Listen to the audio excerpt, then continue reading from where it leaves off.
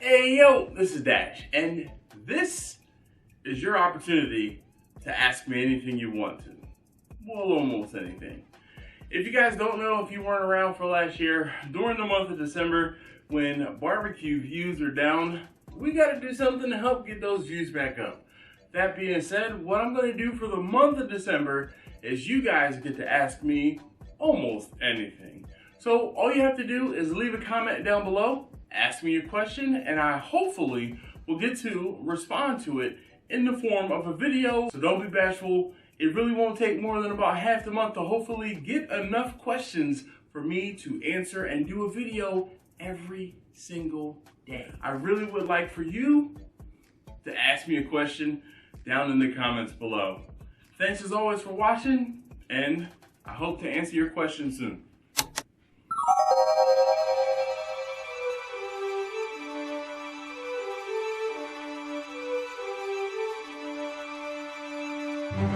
All right, I am back at it, and thank Johnny, I'm still wearing the Santa outfit.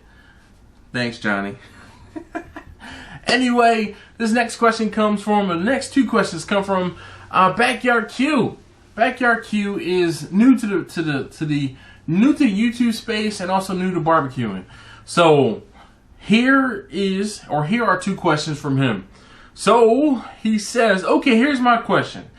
I am so inconsistent with cooking steaks. How do I consistently cook a good steak? He says one more, sorry. Sometimes I get overwhelmed as there's so many ways to do everything. Should I develop a go-to or remain open to everything? So my thing is this. Develop a method and start down that path of doing something the same exact way until you get it right. And then once you get it right, then you can start making deviations from that path. This is one of those things where if you introduce too many variables into a situation, you're not going to know what worked and what didn't work, because you're not going to be able to tell what was the thing that helped or the thing that hurt. So to me, cooking a steak, one of the things you're going to have to figure out is, hey, even if it comes down to having to count the number of coals that you use, let's say you need to use 25 coals in a charcoal chimney and put that charcoal chimney in a specific way, or you can weigh your charcoal out, light it a specific way so that the fire portion is consistent. So you can have your temperature as consistent as possible. And then the next step would be to make sure that if you get a steak, that you get the same thickness of steak, the same cut of steak every single time until you get it right. Then you're going to season the steaks a similar way. Don't keep changing things up and trying to do different things. Now the next thing is going to be an internal or a instant read thermometer. You're going to have to get a thermometer. The thermometer is going to change the way that you cook, because you will not, it takes the guesswork out of cooking. It really does. There is no, hey, I'm having to cut into a piece of meat or cut into a cut to see if it's done properly, to see if it's been cooked enough. You take the temperature and you cook to a specific temperature range, or whatever temperature that you get to like, okay, that you are fond of, and then you start to modify your seasonings. But you have to get your cook process down to a T. Then the cook process is going to be, your heat, your specific cut of steak or whatever you're cooking, and then the temperature of that thing. So boom, that's taken care of. And then you have to focus on the seasoning aspect to make sure that it tastes the same or that it's good, and that you can start fiddling with that aspect of your cook, or at least with steaks. So hopefully that helps. All right.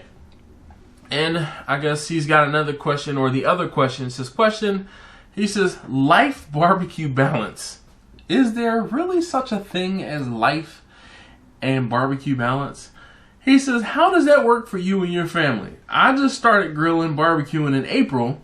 I'm the product of the quarantine. I guess he got stuck at home, or while being stuck at home, he decided to start, barbecuing. I just started my channel this is 3 weeks ago. This was a few weeks ago that he posted this comment. He says, along with a full-time job, Sometimes my zeal for barbecue can be overwhelming for my loved ones. Any advice, tips? Yeah. Don't always cook for them, or don't always include them in the cooks that you want to do for barbecue. I mean, it's pretty simple. I say that simply, but it's way harder to do. Because if you cook for yourself, like you barbecue something for yourself, or you grill something for yourself, then that means you have to cook something in addition for your family. And that's sometimes what it boils down to, having to cook multiple meals. You say, barbecue life balance, how does that work for your family? So they are not always keen on me grilling. Like, sometimes there are times when I don't cook on a grill for a week or two. And the reason is because I need a reset and they need a reset. If I'm cooking on the grill every single day, they are going to get sick of it. And they, I mean, just like anything, man, you get fatigued over time with doing the same thing, even if it's different meals, different meats. If it all is grilled and all of it is cooked the same way or seasoned similarly, they're going to get tired of it. So space it out, spread it out. Maybe say, all right, we're going to grill on Tuesdays, or I'm going to grill only on Thursdays. You have to figure out how it's going to work best for your family and for your schedule. But sometimes, man, less is more. Because when you kind of not limit things, but kind of put it on a rotation and say, all right, this week I'll cook this. This week I'll cook this. This week I'll cook this. Then they get to the point where they are looking forward to those cooks as opposed to dreading those cooks. So hopefully that helps. And best of luck to you. If you haven't already, please check out Backyard Q. He's new to this. We talked about him on the live stream a few weeks ago, and there were a few folks that went over to his channel and checked out his channel. So I'm hoping by now he has more content up, and he said he's going to be doing some things in order to help improve his channel. But somebody new to YouTube, we've all been there, or I know I've been there.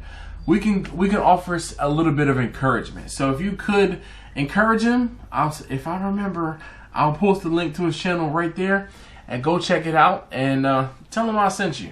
All right. Thank you guys. Thank you, sir, Backyard Q, for your questions, plural, and thank you for participating. It really does make this. It's refreshing for me to not have to cook. Again, this is one of those things, man. I'm not cooking right now. I haven't cooked anything on the grill in, I think it's been 2 weeks at least. It's cold outside, and I just haven't been cooking out on the grill. So I needed a mental break from cooking and posting cooking videos. So hopefully you guys are okay with that. And I really can't say thank you guys enough for making this work. And I'll see you in the next one.